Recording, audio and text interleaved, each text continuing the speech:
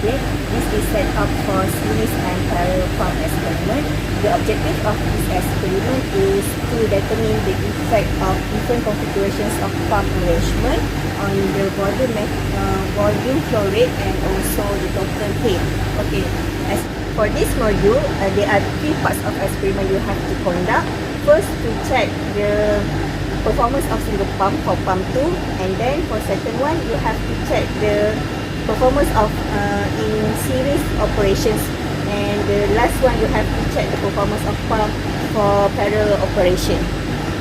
As you can see from the system, there are two centrifugal pumps and there are 4 pressure gauge, inlet and outlet for each, and there are also 4 valves that you have to open or close to get series or parallel operation.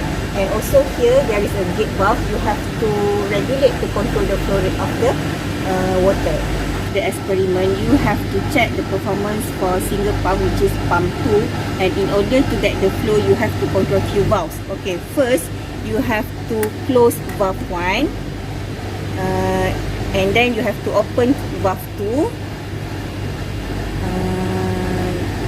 Next you have to close valve 3 and also valve 4. Okay, storage tank will flow into the valve 2, and then this is the pressure gauge for inlet before it flows into the pump, and then for the pressure gauge 1/4 is for the outlet, and then the water will flow into the storage tank back.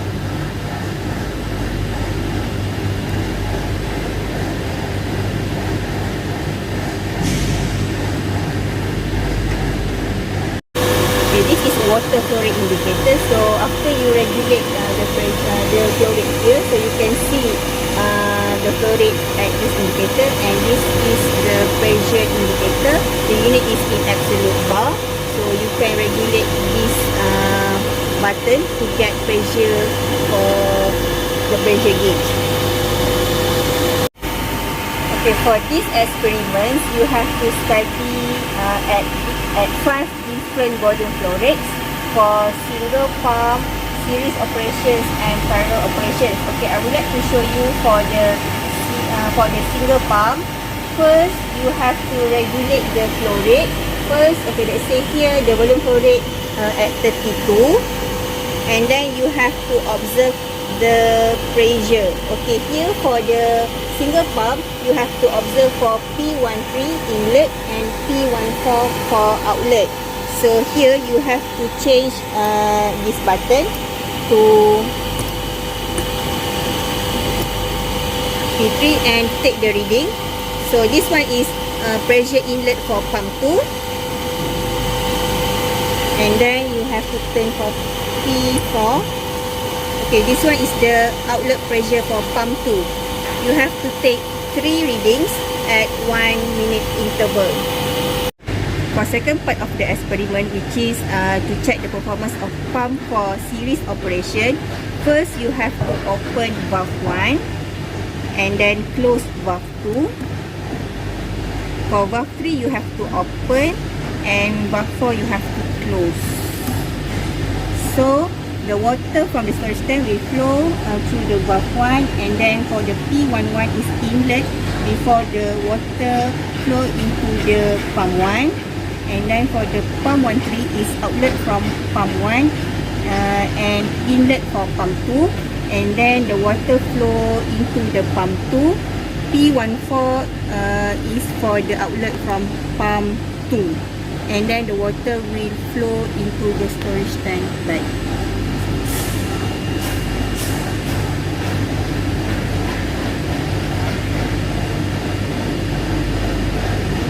Series operation, before you start, you have to turn on the main switch, and then turn on pump 1 and pump 2.